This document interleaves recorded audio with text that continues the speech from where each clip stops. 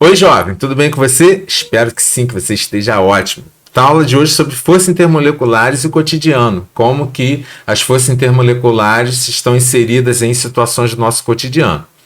Se você não assistiu a aula de forças intermoleculares, eu queria pedir que você assistisse primeiro a aula de forças intermoleculares. Eu vou dar uma lembradinha rápida aqui, mas seria interessante que você assistisse essa explicação mais detalhada na aula de forças intermoleculares primeiro, ok? Bom, então vamos lá. Por que as lagartixas andam pelas paredes, mesmo de cabeça para baixo, né, e elas não caem? Seriam ventosas que elas têm ali nas patinhas, né? Ou a gente tem uma explicação química, né? Tipo o Homem-Aranha aí no caso, né? Foi mordido por uma aranha radioativa. Ok? Por que alguns insetos não afundam? Né? Ele posa assim em cima da água, ele não afunda. Tem alguma relação desse fenômeno com a química? Bom, então, olha, a gente vai começar aí dando uma lembrada nas ligações intermoleculares para responder essas questões, certo? Então, olha, se a molécula ela é apolar, ela faz ligação do tipo dipolo induzido, ou aquela de Van der Waals, certo? Se ela é uma molécula polar, a gente tem três opções. Se for um íon ligado a uma molécula polar, íon dipolo, tipo NaCl misturado na água. Se eu tenho aqui uma molécula que tem hidrogênio ligada a um desses três aqui, o fluoroxigênio ou nitrogênio, famoso H-POM, você tem a ligação de hidrogênio, que é a ligação que acontece, por exemplo, na molécula de água. E se você tem uma molécula polar que não tem essa situação aqui de cima, não tem hidrogênio ligado diretamente a um desses três átomos, a ligação é do tipo dipolo-dipolo ou dipolo permanente. Ok? Bom, e aí no caso, olha, a ligação mais forte é íon dipolo, seguido da ligação de hidrogênio, da dipolo permanente e por último a mais fraca é a dipolo induzido. Bom, então sabendo disso, vamos lembrar algumas coisas. A ligação de hidrogênio é a ligação que acontece na molécula de água. A molécula de água é uma molécula que é polar, que tem um polo negativo aqui no oxigênio e o polo positivo no hidrogênio. E aí a atração do polo negativo de uma molécula ao polo positivo da outra molécula. Então a molécula de água tem a ligação de hidrogênio, né? E essas ligações de hidrogênio são que explicam esse fenômeno do inseto não afundar na água, né? Ou algumas folhas que ficam boiando na água. Porque você tem aqui a formação de uma película, que a gente chama isso de tensão superficial, né? Forma essa película na superfície da água. E aí, como o inseto é levinho, né? Ou às vezes a folha ela tem uma superfície de contato grande, o peso dela fica distribuído ali naquela superfície, e aí, consequentemente, ela não afunda. Então, isso é por causa da ligação de hidrogênio. Uma outra situação que a ligação de hidrogênio explica é o gelo, né? O que acontece no gelo? Acontece duas coisas interessantes no gelo, né? O gelo é água no estado sólido, certo? E aí o que você tem? Na maioria das substâncias, quando você tem um líquido e você bota ele para o estado sólido, né? Através aí da diminuição da temperatura, essas moléculas em estado sólido elas se aproximam. E aí a tendência é diminuir o volume. No gelo acontece o contrário. Talvez tenha acontecido já com vocês, né? Você coloca uma garrafa PET para gelar, pode ser refrigerante, pode ser água, né? Se ela estiver muito cheia, você vai ver que ela vai dar uma estufada. E se estiver muito cheia mesmo, pode ser que ela parta, né? Ela se rompa, né? Então você quebra ali a garrafa, tá? Porque você tem aqui, olha, o arranjo tridimensional que as moléculas de água fazem quando estão no estado sólido, fazem esse aumento do volume, tá? Que explica esse rompimento desse recipiente que armazena a água no estado sólido, né? Bom, isso também explica a situação do gelo boiar na água, tá? A gente sabe que isso tem a ver com a densidade. Quanto mais denso, mais profundo. Quanto menos denso, fica mais para cima, certo? Então, o que acontece? A densidade é a relação da massa pelo volume da substância. No caso do gelo, né, da água, você tem aqui um aumento do volume quando comparado ao líquido. E aí, consequentemente, se eu boto um número maior aqui no denominador, essa conta vai dar uma densidade menor. E aí, consequentemente, né, você tem aqui o gelo boiando e a água mais para baixo, certo? Então, essa é a explicação.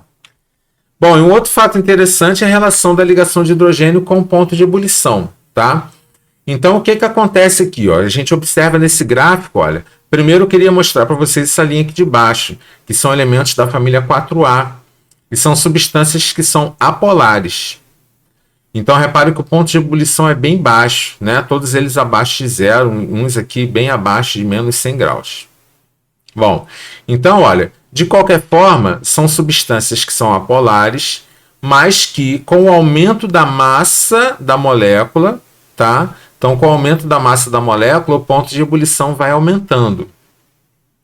E isso também é observado aqui nesse gráfico, nessas três substâncias aqui, que são da família 6A, e o oxigênio também, né? O oxigênio, o enxofre, o selênio e o telúrio.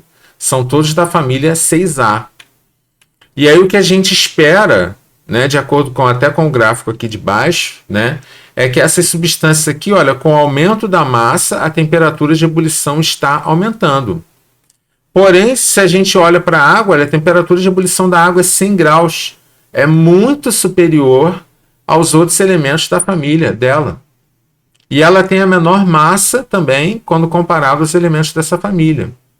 E o que explica essa situação é que a água faz ligação de hidrogênio. E essas moléculas aqui, que embora sejam polares, vão fazer uma ligação mais fraca, que é a dipolo permanente. Tá? Então, esse ponto de ebulição diferente da água, anômalo, né, é explicado pela ligação de hidrogênio, que é uma ligação mais forte. Bom, a ligação de hidrogênio também está presente no nosso DNA. Então, aquelas ligações que a gente aprende na biologia, né, da guanina com a citosina, repara, são ligações de hidrogênio, entre hidrogênio e oxigênio, da citosina com a guanina, tá?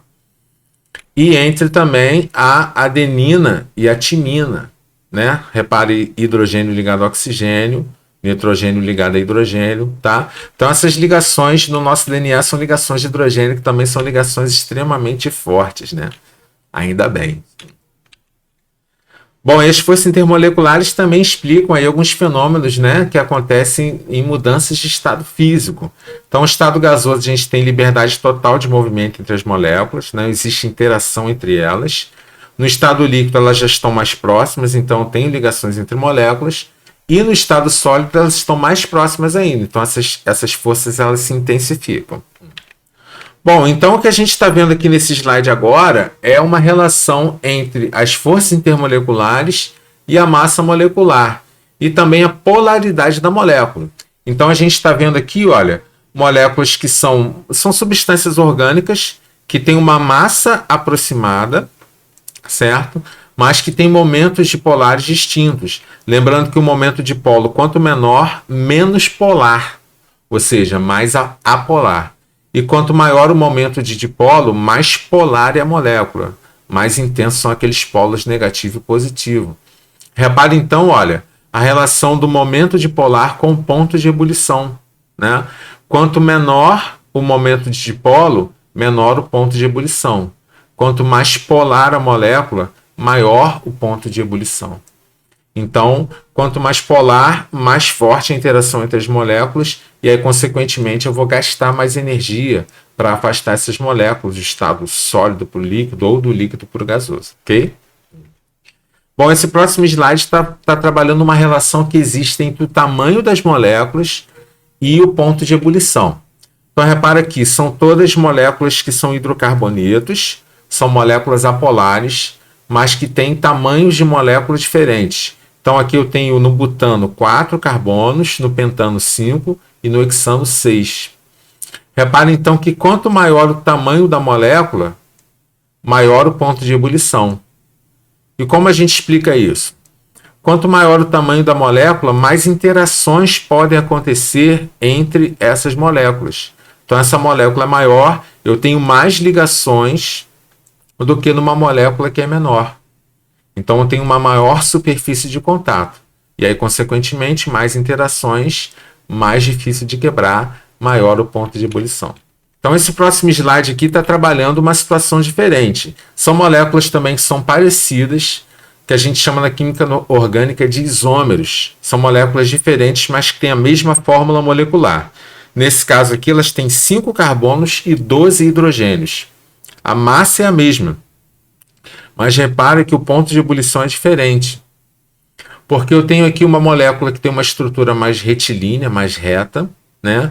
Aqui eu tenho uma molécula que tem uma ramificação, um carbono que sai dessa cadeia principal, dessa reta, né? E aqui eu tenho uma molécula que é mais ramificada ainda. Repare que quanto maior o número de ramificações, menor o ponto de ebulição. Ou, se você quiser olhar de uma outra forma, quanto mais reta a cadeia, maior o ponto de ebulição. Isso também é em função da superfície de contato. Então, imagina que essa molécula que é mais ramificada, esses carbonos de ramificação vão impedir a interação entre as moléculas. Eles vão ter um impedimento espacial entre essas moléculas. Vão impedir essa aproximação. E aí, então, elas vão ficar mais distantes umas das outras. E aí, se elas ficam mais distantes, a ligação fica mais fraca. E aí fica mais fácil de ser rompida.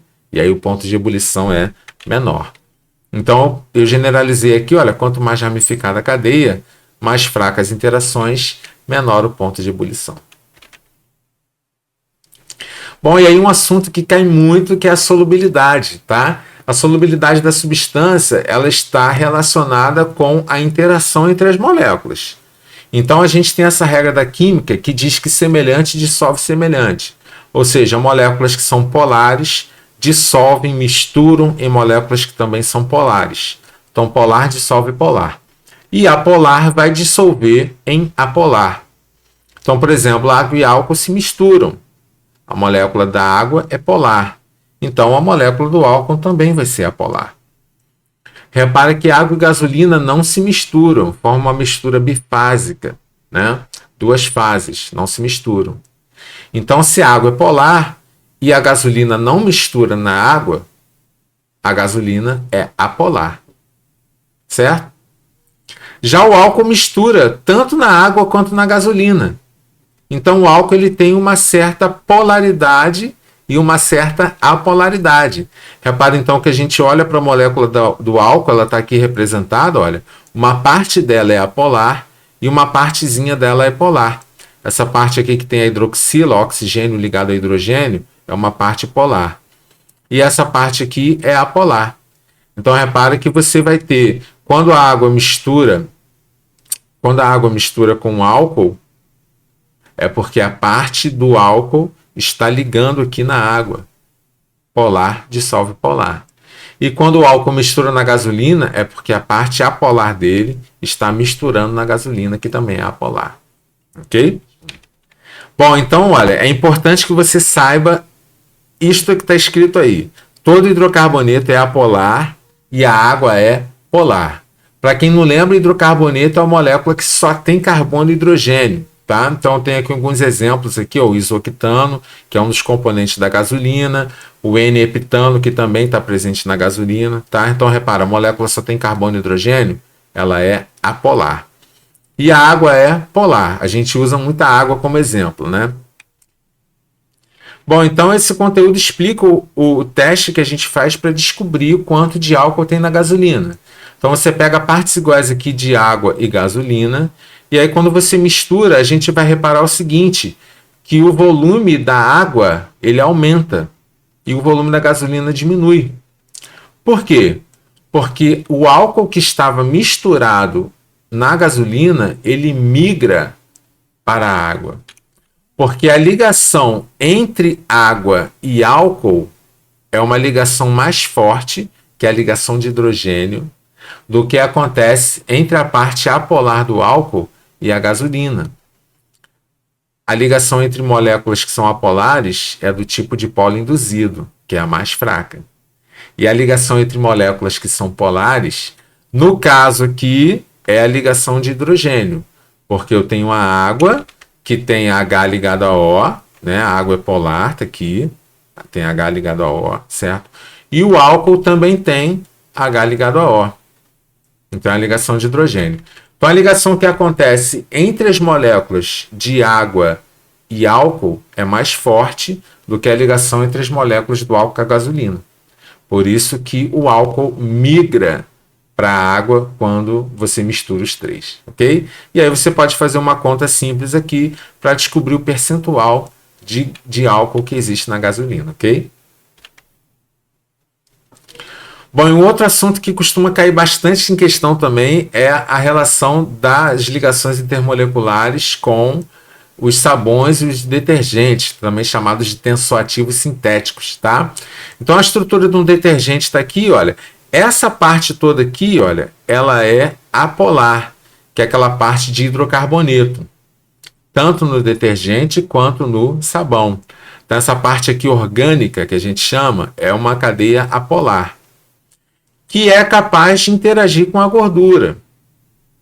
E essa parte aqui, olha, é a parte polar. Repara que eu tenho aqui cargas elétricas, cátion e ânion, tanto no detergente quanto no sabão. E essa extremidade, então, polar, vai conseguir interagir com a água.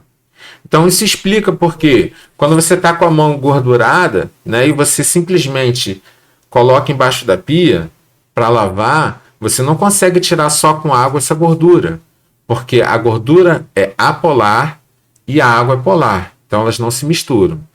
Mas quando você joga um detergente, um sabão, né, ela conecta a água que é polar com a gordura que é apolar, porque na estrutura dela você tem essa parte apolar que liga com a gordura e a parte polar que liga com a água.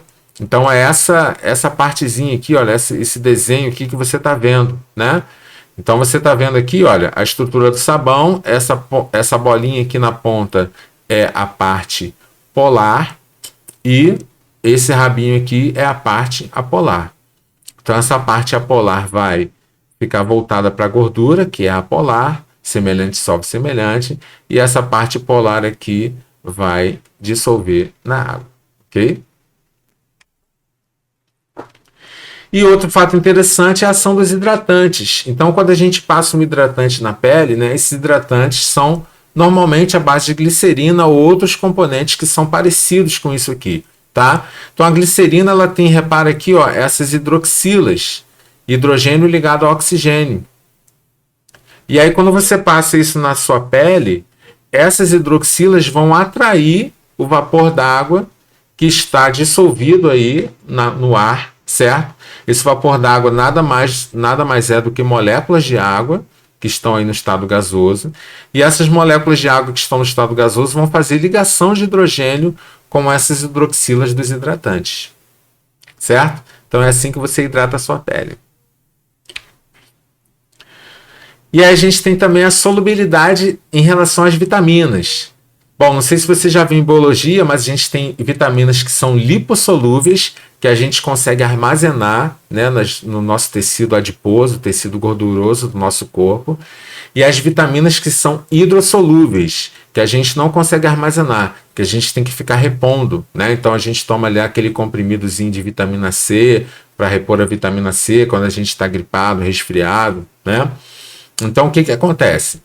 Essas estruturas que você está vendo aqui, ó, em rosa, tá? São vitaminas que são lipossolúveis. Repare que você tem uma parte aqui, olha, apolar, que é só carbono e hidrogênio. Esses tracinhos aqui é só carbono e hidrogênio, que é aquela parte apolar. E eu tenho apenas uma pontinha aqui que é polar. Então predomina nessa molécula a parte apolar. Por isso que ela é lipossolúvel, ela mistura na gordura, gordura, certo? E repara aqui, olha, a vitamina C tem várias hidroxilas, vários hidrogênios ligados ao oxigênio, que torna essa molécula bem polar, que vai fazer com que ela misture bem na água. E aí você repara que as vitaminas do complexo B, né, todas elas têm aqui, olha, estruturas polares nas suas moléculas, tá? Que vão fazer elas serem bem hidrossolúveis, né? Repara que a vitamina D, ela tem uma parte apolar muito maior do que só essa pontinha aqui que é polar. Então, uma molécula também que é principalmente apolar, então uma vitamina lipossolúvel. Então foi isso, espero que vocês tenham entendido aí a relação das ligações intermoleculares com o nosso cotidiano. Fiquem com Deus, um grande abraço e até a próxima.